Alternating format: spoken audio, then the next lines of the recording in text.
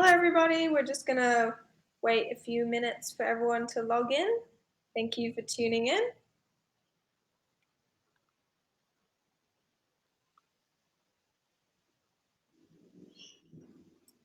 So, as per usual, everybody is on mute.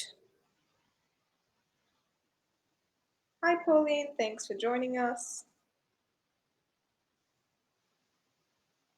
We're ready for a fantastic session. One of the key focuses of today is how you can transform your cafe with the power of photos and your mere iPhone or Android, just a phone device in general. So super exciting.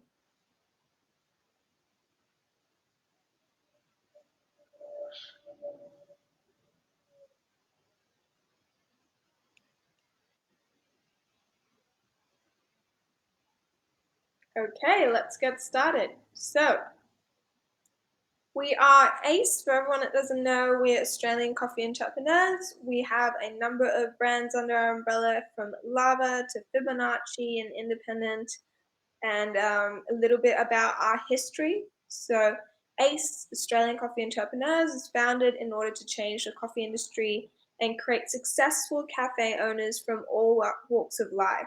And ACE does so by providing proven, ready to go system, including products. We help you with financial accessibility, ongoing operational support, and a highly effective marketing program. So we're guided by experts with more than 50 years of combined experience in the coffee industry, and we are backed by one of the biggest coffee roasters, dairy, and packaging companies in Australia.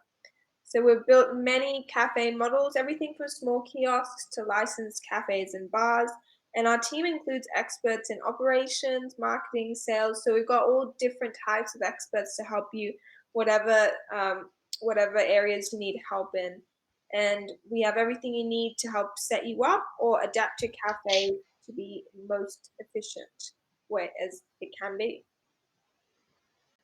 So before we begin, as mentioned, everyone is on mute, but you are able to pop your questions into the chat on the right. So feel free to pop them in there. If we hold any polls, please respond to them. We love to know what you're thinking. We love to help you with your queries. So before we begin, to a bit of a disclaimer, as of always, any advice that we're giving you is things that we're currently implementing in our own cafes and are working for us. Regardless, that always varies according to circumstance, everything about your cafe. So please bear that in mind when applying the information to kind of question whether it works best for you, and do so at your own risk. So today we're going to go through food photography, how you can transform your cafe with the power of your phone. We're also going to go through bundling and upselling, so how you can increase your profit and turn your cafe around through the power of bundling, as well as marketing and calendar dates. So how to benefit from marketing moving forward, going into the next few months, how you can plan around that and use it to really highlight your cafe and help your cafe stand out, because it's super important. There's so many cafes and we really want your cafe to shine. So we're going to start off with a really fantastic motivational video. You might be wondering why there's a pot, so here we go.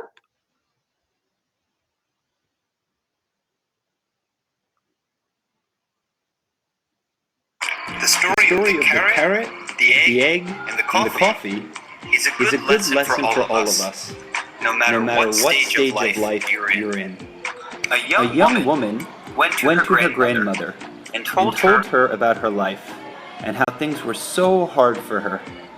She had just begun a new job, and it was much more challenging than she expected. She didn't know how she was going to make it, and wanted to give up. She was tired of fighting and struggling. It seemed as soon as one problem was solved, a new one arose. Her grandmother took her to the kitchen. She filled 3 pots with water and placed each on a high fire. Soon the pots came to boil. In the first, she placed carrots. In the second, she placed eggs. And in the last, she placed ground coffee beans. She then let them sit and boil, without saying a word. In about 20 minutes, she turned off the burners. She fished the carrots out and placed them in a bowl. She pulled the eggs out and placed them in a bowl. Then she ladled the coffee out and placed it in a bowl. Turning to her granddaughter, she asked, "Tell me what you see." "Carrots, eggs, and coffee," she replied. Her grandmother brought her closer and asked her to feel the carrots. She did, and noted that they were soft. The grandmother then asked the granddaughter to take an egg and break it. After pulling off the shell, she observed the hard-boiled egg. Finally, the grandmother asked the granddaughter to sip the coffee. The granddaughter smiled as she tasted its rich aroma. The granddaughter then asked, "What does it mean, grandmother?" Her grandmother explained that each of these objects had faced the same adversity: boiling water. Each reacted in different ways. The carrot went in strong, hard, and unrelenting. However, after being subjected to the boiling water, it softened and became weak. The egg had been fragile. Its thin outer shell had protected its liquid interior. But after sitting through the boiling water, its insides became hardened. The coffee beans were unique, however. After they were in the boiling water, they had changed the water.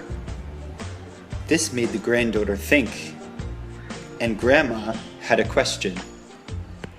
"Which are you?" she asked her granddaughter. "When adversity knocks on your door, how do you respond? Are you a carrot, an egg, or a coffee bean?" Think of it like this. Which am I? Am I the carrot that seems strong, but with pain and adversity, do I wilt and become soft and lose all of my strength? Am I the egg that starts with a malleable heart, but changes with the heat? Did I have a fluid spirit, but after a death, a breakup, a financial hardship, or some other trial, have I become hardened and stiff? Does my shell look the same, but on the inside I am bitter and tough, with a stiff spirit and hardened heart? Or am I like the coffee bean? The bean actually changes the hot water, the very circumstance that brings the pain. When the water gets hot, it releases the fragrance and flavor. If you are like the bean, when things are at their worst, you get better and change the situation around you.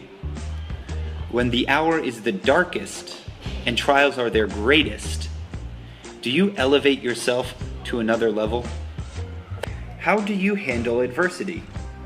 Are you a carrot, an egg, or a coffee bean? The happiest people don't necessarily have the best of everything. They just make the most of everything that comes along their way. When you were born, you were crying, and everyone else around you was smiling.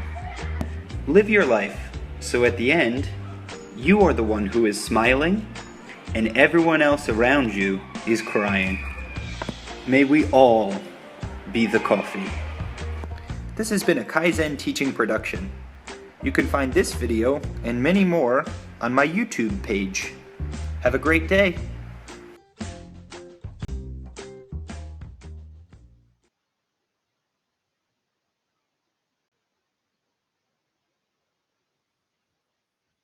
Video, very inspiring.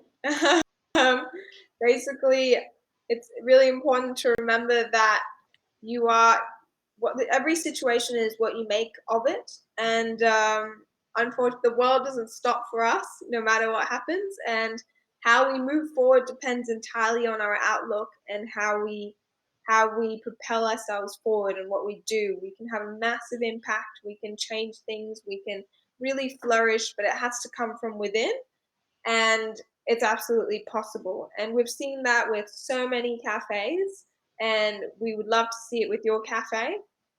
Really great one to keep in mind. Are you a carrot, an egg, or a coffee bean? I know I'm a coffee bean. Or at least I want to be a coffee bean.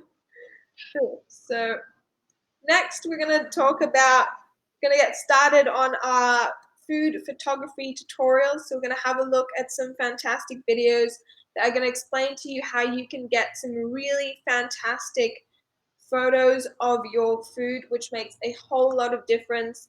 This should be so essential to your cafe in terms of, any content they're creating, any social media posts, whether it be for if you're adding it to menus or anything that you're using, posters.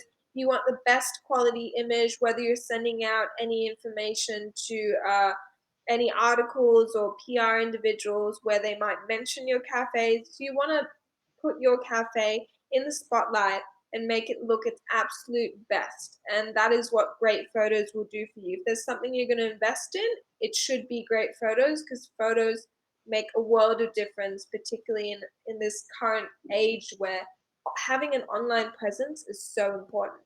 So here, for example, we can see the difference of lighting from different angles. And now we're going to watch a video in which we understand or learn to understand the difference of lighting from different angles.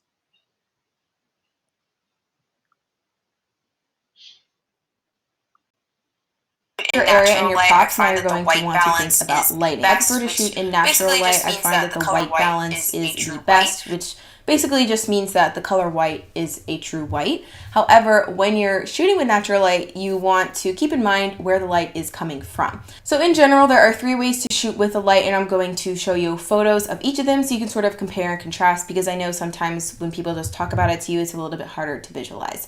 So the first way, which is actually one of my preferred ways to shoot, is with the light behind you. So the photo is backlit because the lighting is coming from the back. So here I have the energy balls in front of the light source, and I'm shooting in front of the bowl of balls.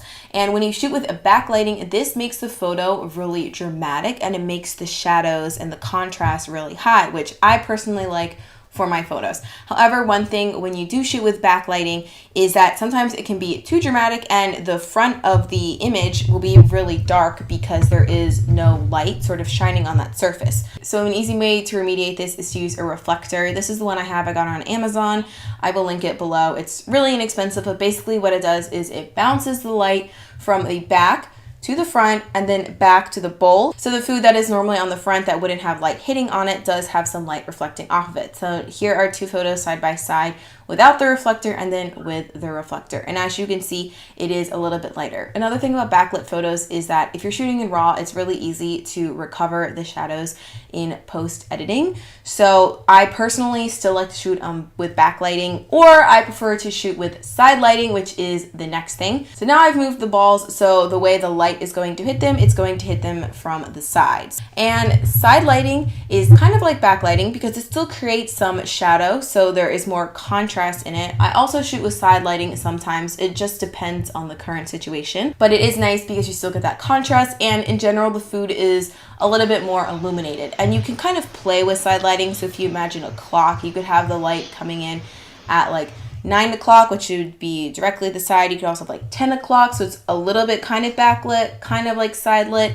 So you can really experiment and see what's working for you. But again, with side lighting, I usually like to use my reflector to bounce the shadows to the other side because sometimes the contrast is just too strong. And then finally, the third way to shoot photos is with the light straight on. And I personally would not recommend this. As you can see from the shot I took here, 1, it's kind of hard to take a photo because you're kind of standing in the way of the light. And 2, there is really no contrast or depth of field in the photo because all the light's just coming straight on and shining on the thing you want. So you're not really creating any illumination around the back or shadows in the back. So in general, your photos look kind of flat.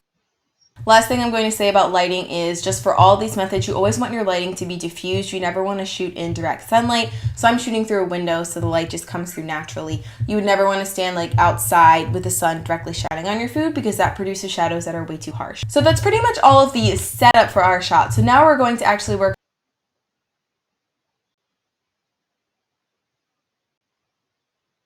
relevant for whether you're taking them on a camera or you're taking them on a phone. So we just wanted to start off with a bit of an understanding of how light coming from different angles can make an impact on your photography. And next, we're going to actually look at some really simple tips for when you're actually taking photos with your phone. But yeah, before we go on to that, just very quickly, you can have light from behind, and with the reflector, you don't necessarily have to go out and buy a reflector like that. You can use something like foil, or you can just make sure that your items or food have, for example, light, natural light coming in from the side, which the next video will touch on too.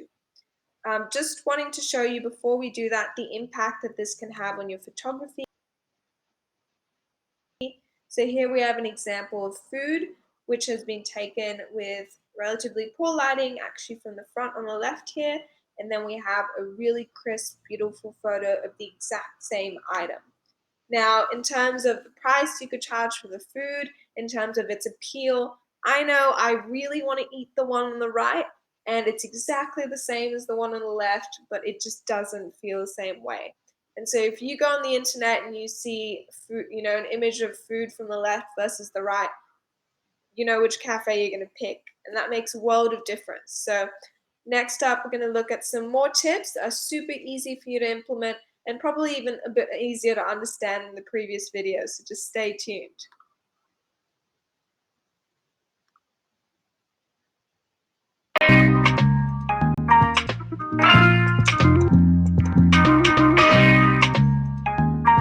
What's up guys, welcome back to another episode. My name is Nick. Today I'm going to show you just a few simple steps to take great pictures of food using just your iPhone. Here we go. Step number one, get a phone. Hey babe, can you toss me my phone? What am I supposed to do with this phone? Where is the camera at? Yeah, hello. Can you throw me my modern day phone, the one that does Twitter? We don't need this crap today. Today we're using just your iPhone. Step number two is lighting. Alright, so the most important thing in all of photography is lighting. We all know that. What makes a good photo is how it's lit. Find a nice big window in your home. If you don't have a big window, that's fine. Just get yourself close to a window. One preferably with soft, even, cool light. Morning hours are great, but if you live in an apartment like us, when it's just like direct sunlight in the morning blasting through our windows, that's not good. Direct sunlight, what that does is it creates a lot of shadows and it creates a lot of blown out highlights in your photos, and it's very, very difficult to get those back. So what you want to do is look for a window that has really cool, soft, even light. Step number three, simple backgrounds. You don't want to have something too distracting. You want simple and clean. I like a white style, that's just my preference. But a lot of people do really well with dark and moody photography, or like bright and vibrant. Start with something white, like a marble surface or like a white tile or something like that. So like what the white does for me is it really helps to differentiate the food from the surface, so the viewer's eyes go straight to the colorful, most beautiful part of the photo, and that should be your food. That's why I like using neutral backgrounds. That's why I like using neutral surfaces.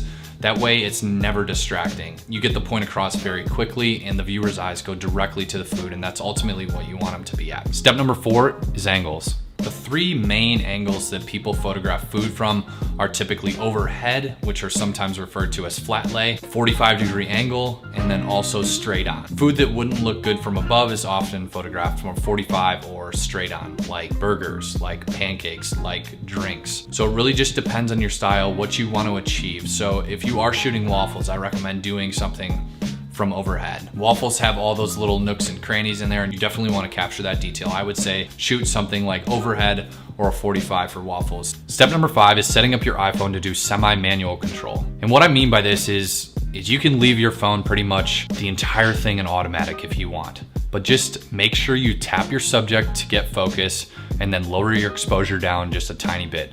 That's all I mean by semi-manual control. And what that does is you preserve some of those highlights and you preserve some of those shadows, because it's very easy to bring those back up in post, whereas you can't go the opposite way. Once you blow out highlights, blow out shadows, blow out the entire image, you can't regain that information. Step number 6 is you never want to digitally zoom into your image. And what I mean by that is this button right here. This toggle on off goes 1x to 2x, and what that does is it digitally zooms into your image, so you lose all that data from the outside of your image that you would normally get in its resting original state. So if you actually want to zoom into an image, just move your body or arms forward and just get a little bit closer to your subject. Your iPhone's not going to have any trouble whatsoever focusing in on something a little bit closer, and it's just going to be juicy and filled with all this goodness where you fill up the entire screen with the food that you're trying to capture, and it's going to look outstanding. Step number 7 is use a bounce board. Go down to Target or Walmart right now and grab yourself like $1 or $2 foam core board and just set that up opposite of your light source. So in this case, your window light. And that light's gonna travel across your food and then bounce off and return back in, filling in a lot of those shadows, preserving some of those highlights, and just illuminating your scene just a little bit more. Bonus tip, if your phone has like a portrait mode or something that creates artificial depth, use it, play around with it. It can be really cool for telling a unique story, to get that really nice blurred background effect, and to really isolate your image and bring out the characteristics of the food that you're trying to shoot. The last thing I want to say is just practice, practice, practice. That's how you get good at something. That's how you get good at food photography. Work with different angles and different lighting scenarios and really figure out what you like. This is probably the most important step in anything that I've talked about today, is just like experimenting and practicing. And that's how I got where I'm at today. Just 3 years of totally just guessing and just figuring it out as I go. Hope you guys enjoyed this. I hope you took just 2 things away. Just shut off those kitchen lights, get next to a window, and just start taking amazing pictures of food. Don't hesitate to reach out. You can find me at Fork and Pancakes on Instagram. That's where I do all my food photography work. That's where I'm most active, and that's where you can ask me anything, literally anything. There's no stupid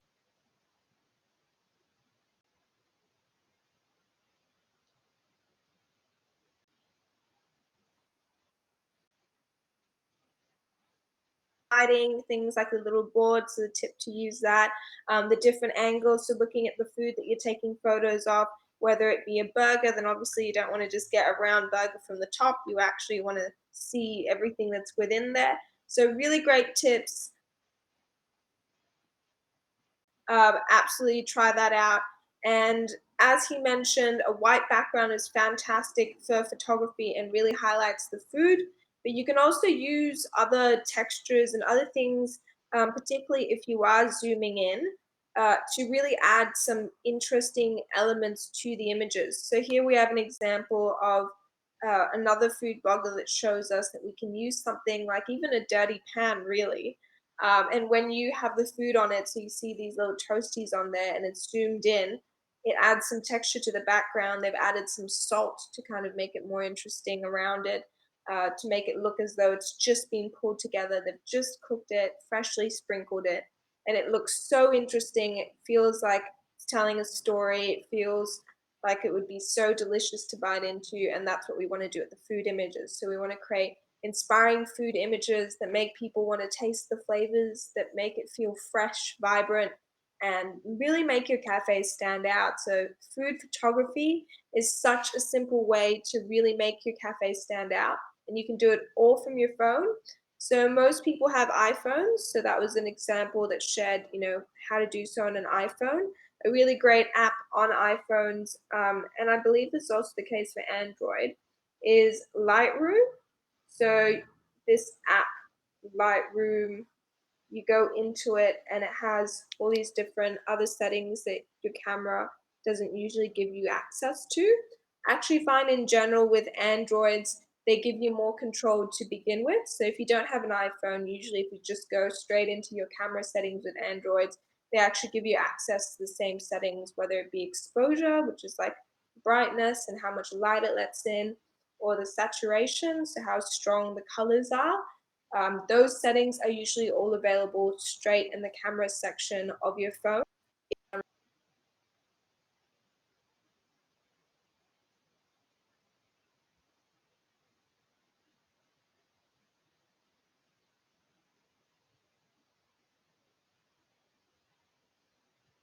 All right, I come back.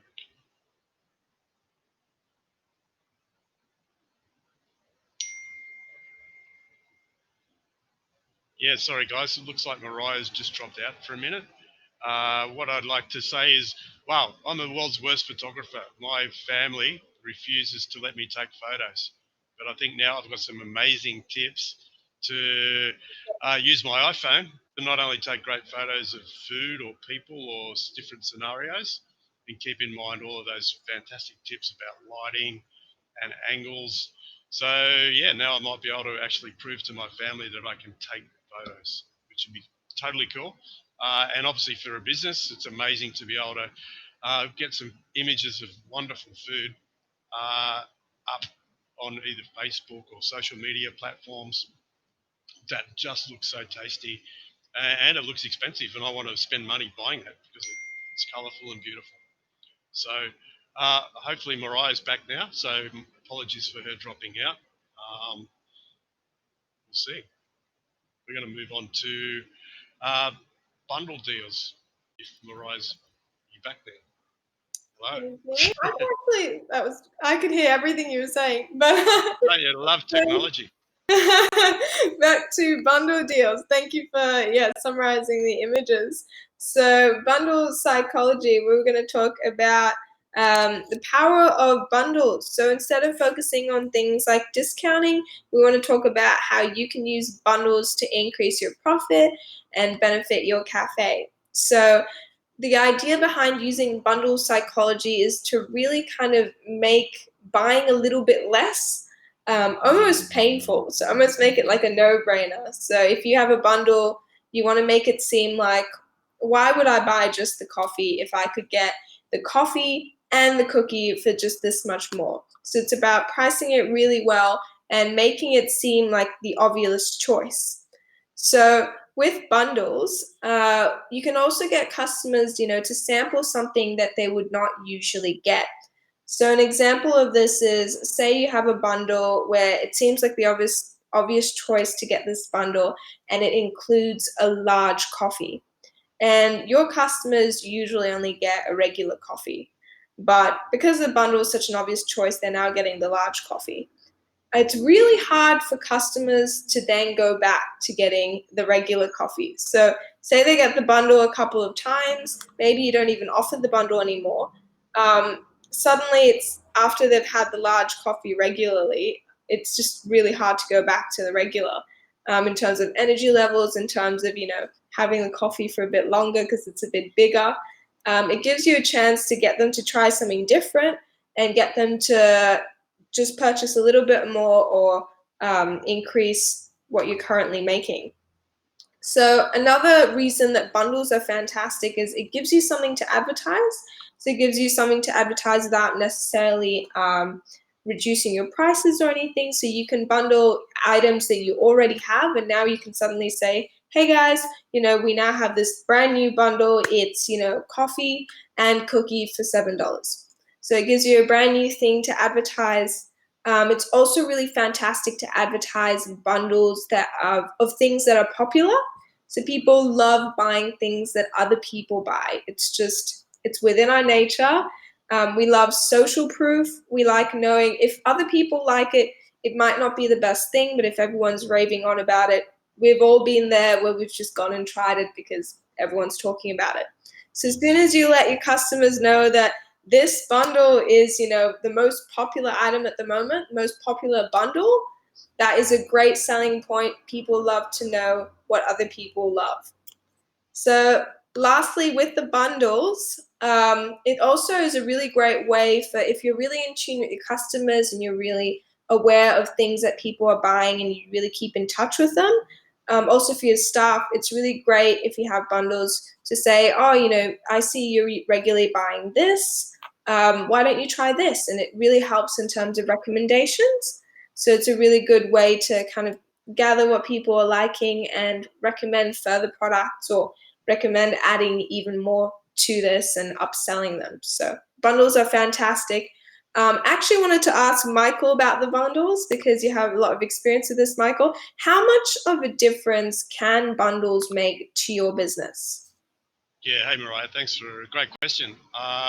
Bundles can make a huge difference to people's income and ultimately their profitability.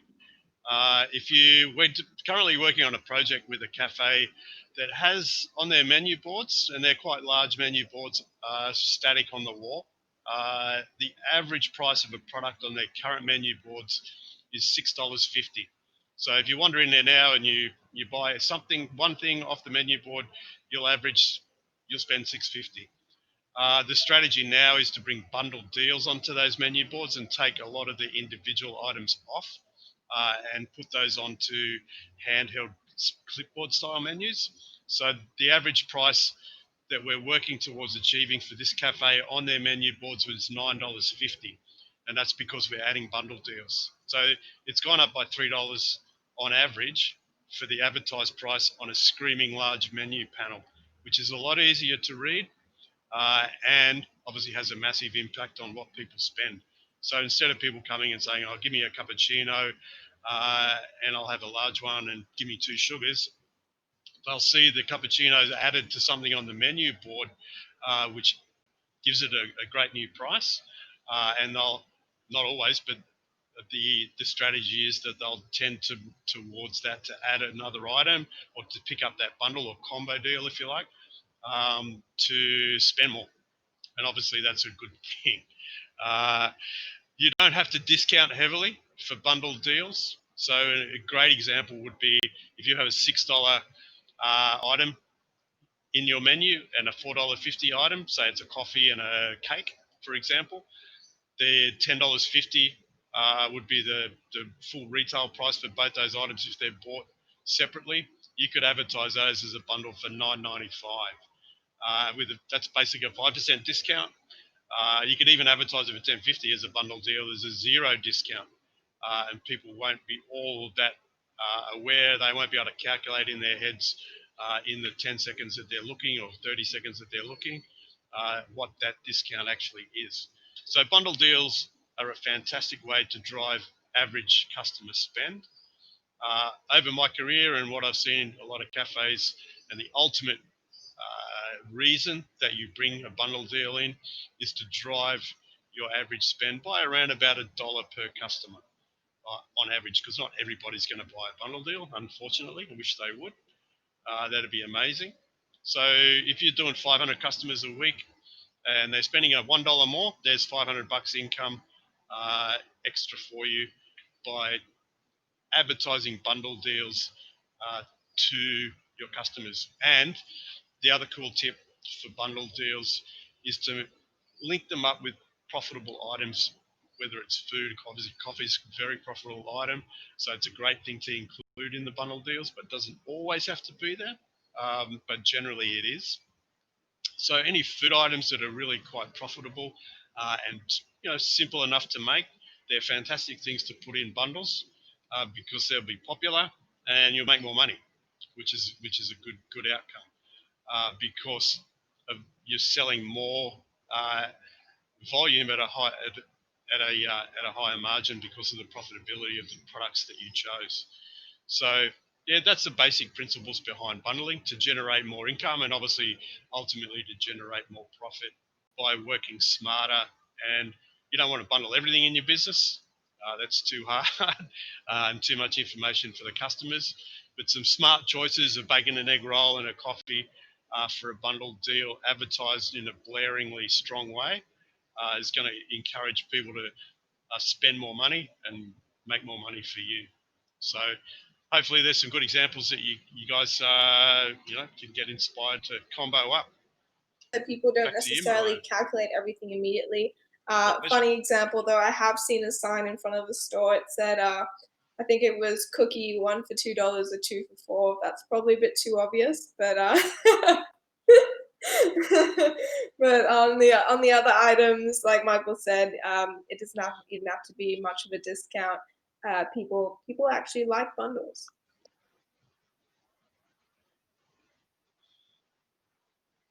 So next we're going to talk about marketing and calendar dates. So obviously planning ahead and using events within the calendar to market your cafe, to highlight your cafe and help it stand out.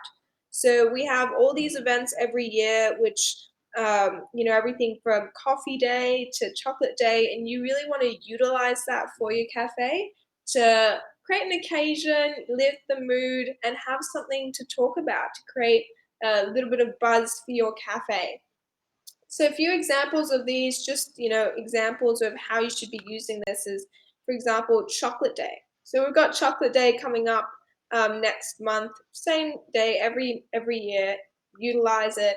What you could do for chocolate day, for example, is you could have discounts on things like mochas or hot chocolates. So maybe you have $3 hot chocolates or mochas, or maybe you're giving customers a freckle with every coffee purchase. I mean, they usually cost barely anything, a few cents for a freckle, but it really makes a difference, and people love telling everyone else that it's chocolate day. Or maybe it's the school holidays, so you have something special for the school holidays. So we were looking at really cool cheese toasties for children. So bearing in mind that more kids will be out and about, you can cut them in an interesting way to give them a mouth and create a face with things like cucumbers and olives very easily, which make it very shareable. And once one kid has it, you know that everyone else is going to want to have one of those too. Bastille Day, for example, French holidays, so we could have croissants because obviously croissants are French. Do something special for the day, maybe drizzle them in chocolate. That is a really low cost idea that adds a little bit something exciting for your cafe and it makes it an occasion. So make use of these calendar events to create a little bit of buzz, especially if lots of other cafes aren't doing something about that, then it really makes your cafe stand out and it creates something different. Something exciting is going on in your cafe. Yeah, and don't forget, guys, on things like Bastille Day, that you can actually dress up your business in the colours of the French flag, and Yeah, you can say bonjour to your customers, and you know, just some little things like that that bring it even more to life than you know, having a great offer or a bundle deal with a croissant and a coffee. You could have you can make it even more fun and a bit more interesting for your customers as well by theming up your business. absolutely. That is so true. It's the whole experience, and that's what we really want to leverage, particularly because there are so many cafes, but there are very few cafes that really stand out. And the ones that do are the ones that have all these extra features. They really create buzz and a positive atmosphere. And we all go to cafes. I mean, most of us can probably make coffee at home, but we go to cafes for the experience, for the people, and for something new and exciting, and obviously fantastic coffee, but still. So, last but not least, if you have any questions, we will be sending out an email form again in which we allow you guys to share your top questions and ask us for any help. So, please look out for that in your email. We'd love to hear what you're currently struggling with or what any questions or topics that are particularly interesting to you and how we can help your cafes thrive. We will be announcing the next topics. So for next week, we will be chatting about what to post on social media. So I find a lot of cafes are generally really get stuck on what to post on social media, and it almost feels like, how am I constantly going to come up with new things to post? What should I be posting as a cafe? And we're going to delve in and explore this next week with Josh Clifton, who is an expert in marketing and has written a fantastic book about surviving in hospitality, which is actually a finalist in the Business Book Awards. So we'll be chatting to him. Tune in to watch that, and we'll also be talking about how to win return customers. So really simple strategies to win return customers, as well as any other updates. So really forward to seeing you then, and thank you so much for tuning in. Don't forget that you can be a carrot, an egg, or coffee. And we'll see you next week. See you guys.